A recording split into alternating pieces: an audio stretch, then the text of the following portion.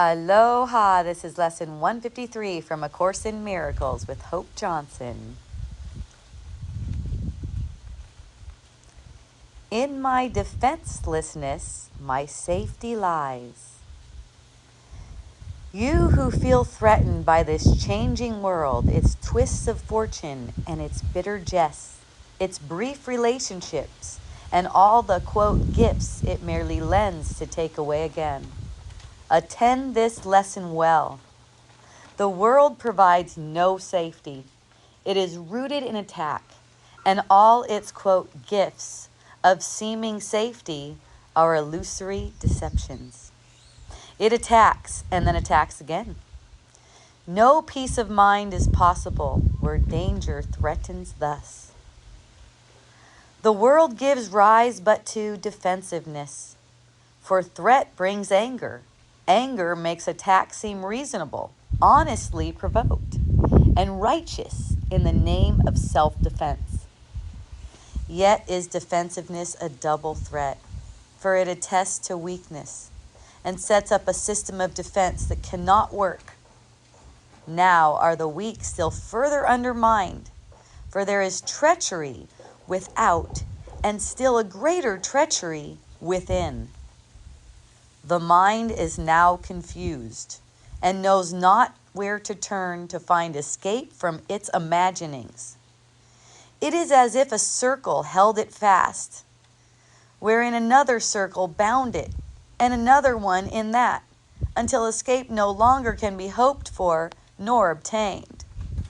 Attack, defense, defense, attack become the circles of the hours and the days that bind the mind in heavy bands of steel with iron overlaid, returning but to start again.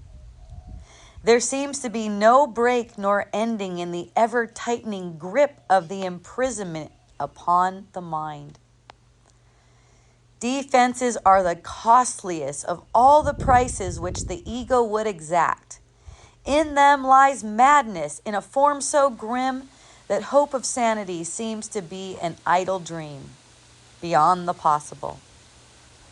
The sense of threat the world encourages is so much deeper and so far beyond the frenzy and intensity of which you can conceive, that you have no idea of all the devastation it has wrought. You are its slave. You know not what you do in fear of it. You do not understand how much you have been made to sacrifice, who feel its iron grip upon your heart. You do not realize what you have done to sabotage the holy peace of God by your defensiveness. For you behold the Son of God as but a victim to attack by fantasies, by dreams, and by illusions he has made, yet helpless in their presence, needful only of defense by still more fantasies, and dreams by which illusions of his safety comfort him. Defenselessness is strength. It testifies to recognition of the Christ in you. Perhaps you will recall the text maintains that choice is always made between Christ's strength and your own weakness, set apart from him. Defenselessness can never be attacked because it recognizes strength.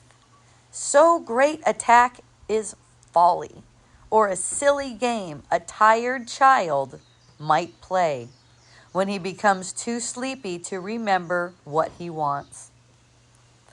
Defensiveness is weakness. It proclaims you have denied the Christ and come to fear his Father's anger. What can save you now from your delusion of an angry God, whose fearful image you believe you see at work in all the evils of the world? What but illusions could defend you now, when it is but illusions that you fight? We will not play such childish games today, for our true purpose is to save the world, and we would not exchange for foolishness the endless joy our function offers us. We would not let our happiness slip by because a fragment of a senseless dream happened to cross our minds, and we mistook the figures in it for the Son of God, its tiny instant for eternity. We look past dreams today and recognize that we need no defense because we are created unassailable, without all thought or wish or dream in which attack has any meaning. Now we cannot fear, for we have left all fearful thoughts behind. And in defenselessness we stand secure, serenely certain of our safety now, sure of salvation, sure we will fulfill our chosen purpose as our ministry extends its holy blessing through the world. Be still a moment, and in silence think how holy is your purpose, how secure you rest, untouchable within its light. God's ministers have chosen that the truth be with them. Who is holier than they? Who could be surer that his happiness is fully guaranteed? And who could be more mightily protected? What defense could possibly be needed by the ones who are among the chosen ones of God, by his election and their own as well? It is the function of God's ministers to help their brothers choose as they have done. God has elected all, but few have come to realize his will is but their own. And while you fail to teach what you have learned, salvation waits and darkness holds the world in grim imprisonment. Nor will you learn that light has come to you and your escape has been accomplished, for you will not see the light until you offer it to all your brothers. As they take it from your hands, so will you recognize it as your own. Salvation can be thought of as a game that happy children play. It was designed by one who loves his children and who would replace their fearful toys with joyous games, which teach them that the game of fear is gone. His game instructs in happiness because there is no loser. Everyone who plays must win, and in his winning, the gain to everyone ensured. The game of fear is gladly laid aside when children come to see the benefit salvation brings. You who have played that you are lost to hope, abandoned to your Father, left alone in terror in a fearful world made mad by sin and guilt, be happy now. That game is over. Now a quiet time has come, in which we put away the toys of guilt and lock our quaint and childish thoughts of sin forever from the pure and holy minds of heaven's children and the Son of God. We pause but for a moment more to play our final happy game upon this earth.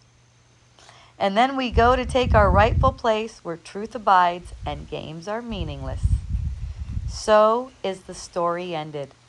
Let this day bring the last chapter closer to the world, that everyone may learn the tale he reads of terrifying destiny, defeat of all his hopes, his pitiful defense against a vengeance he cannot escape is but his own deluded fantasy. God's ministers have come to waken him from the dark dreams this story has evoked in his confused, bewildered memory of this distorted tale. God's Son can smile at last on learning that it is not true. Today we practice in a form we will maintain for quite a while. We will begin each day by giving our attention to the daily thought as long as possible.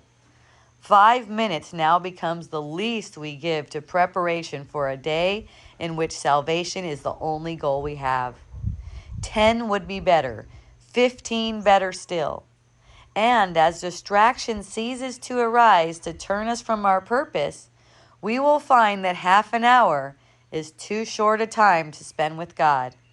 Nor will we willingly give less at night in gratitude and joy. Each hour adds to our increasing peace, as we remember to be faithful to the will we share with God. At times, perhaps a minute, even less, will be the most that we can offer as the hour strikes. Sometimes we will forget. At other times, the business of the world will close on us, and we will be unable to withdraw a little while and turn our thoughts to God. Yet, when we can, we will observe our trust as ministers of God in hourly remembrance of our mission and His love. And we will quietly sit by and wait on Him and listen to His voice and learn what He would have us do the hour that is yet to come, while thanking Him for all the gifts He gave us in the one gone by. In time, with practice, you will never cease to think of Him and hear His loving voice guiding your footsteps in quiet ways, where you will walk in true defenselessness. For you will know that heaven goes with you. Nor would you keep your mind away from Him a moment, even though your time is spent in offering salvation to the world. Think you He will not make this possible? For you who chose to carry out His plan for the salvation of the world and yours? Today, our theme is our defenselessness. We clothe ourselves in it as we prepare to meet the day. We rise up strong in Christ and let our weakness disappear as we remember that His strength abides in us. We will remind ourselves that He remains beside us through the day and never leaves our weakness unsupported by His strength. We call upon His strength each time we feel the threat of our defenses undermine our certainty of purpose. We will pause a moment as He tells us, quote, I am here, end quote. Your practicing will now begin to take the earnestness of love to help you keep your mind from wandering from its intent. Be not afraid nor timid. There can be no doubt that you will reach your final goal. The ministers of God can never fail, because the love and strength and peace that shines from them to all their brothers come from Him. These are His gifts to you. Defenselessness is all you need to give Him in return. You lay aside but what was never real to look on Christ and see His sinlessness. Oh yes. In my defenselessness, my safety lies.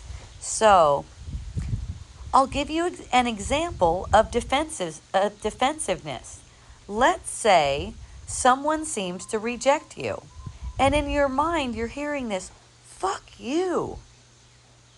Like, fuck that person. That is defensiveness, okay? That's one example of it. So look at that and notice that that defensiveness is basically blocking you from what you want. It's not it itself, because it has no power without your thinking on it as if it's real.